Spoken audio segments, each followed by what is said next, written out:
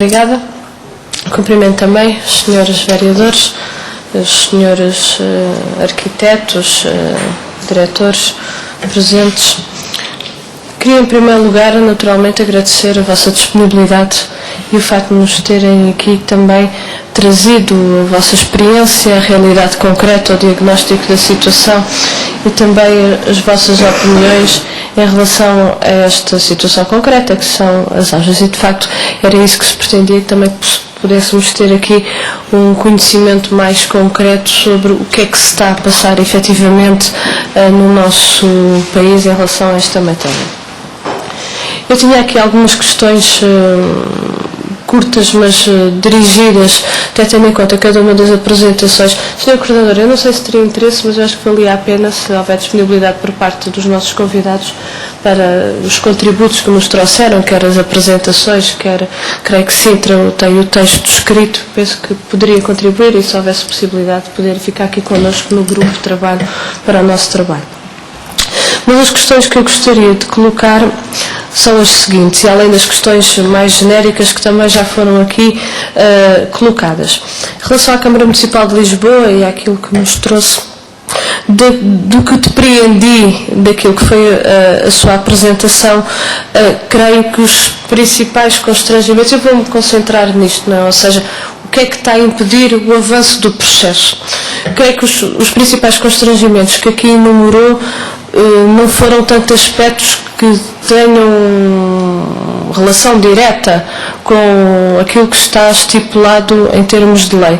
Invocou a questão dos custos, invocou das pessoas para naturalmente suportar o avanço dos processos e, de facto, esse é um aspecto que nós já tínhamos presente, mas era só para confirmar isto. Na vossa opinião, a lei como está serve para resolver estas questões ou efetivamente precisava de aperfeiçoamentos? Pronto, já percebi que não é bem assim, então se pudesse dar alguns exemplos, porque eu penso que isso é que também nos pode ajudar aqui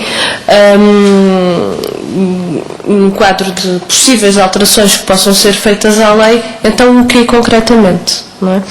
E a segunda questão que eu queria colocar, porque o Sr. Vereador Manuel Salgado abordou aqui a questão dos prazos e referiu que da necessidade quase de não existência de um prazo para terminar este processo. Se percebi bem, penso que foi isso.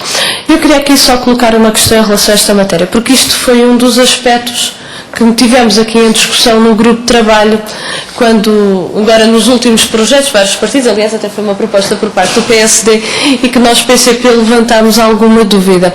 Eu compreendendo a questão que coloca, porque de facto tem havido várias alterações à lei, nomeadamente a prorrogação dos prazos, que não foram suficientes e de facto o problema persiste. A nossa dúvida é se, não existindo prazos, de facto, isso pode ainda colocar mais em causa o processo, porque se estamos a falar de um regime transitório e um regime excepcional, o que se pretende é que ele tenha um fim.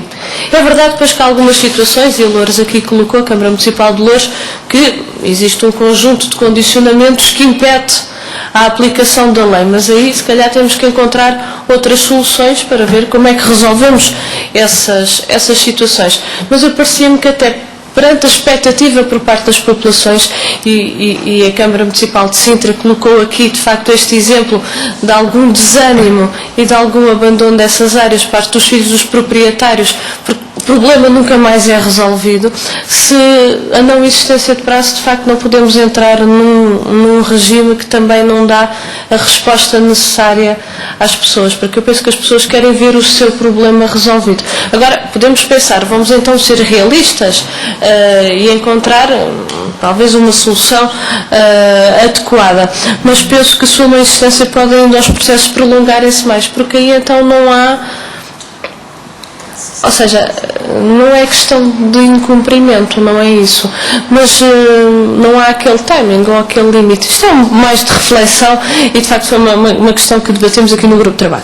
Em relação à Câmara Municipal de Sintra, a questão que eu gostaria de colocar referiu a dada altura na sua apresentação de que há aspectos relacionados com a burocracia e morosidade dos processos.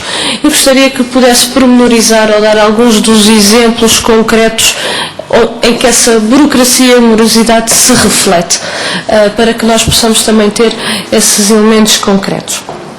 Em relação à Câmara Municipal de Loures, a questão que eu gostava de colocar era a seguinte: no conjunto de propostas que faz, quando se enuncia os constrangimentos e faz um conjunto de propostas, refere da necessidade dos municípios poderem ter mais algumas competências. Também gostava se pudesse concretizar o que é que nos estamos, quais é que são as propostas concretas, competências é essas que os municípios poderiam ter que efetivamente agilizasse estes processos.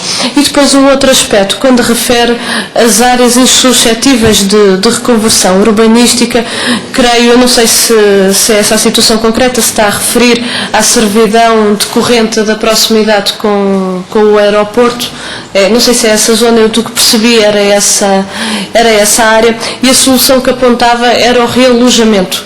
É isso? Para estas áreas? Não. Pronto. Eu gostaria que me pudesse explicar um pouco mais para estas áreas que caminho é que consideram que poderia ser adotado. Porque a verdade é que podemos falar de várias servidões. Há este exemplo concreto dessa servidão, poderemos ter outros exemplos de outras situações no país. Por exemplo, mas como é que se poderia resolver essas situações? Porque as pessoas existem, muitas delas moram lá de facto há um conjunto de anos, era um pouco esta a questão, não é? Que solução é que poderíamos encontrar para estas situações em que a lei das auges não dá cobertura para a resolução do processo de reconversão urbanística? Obrigada.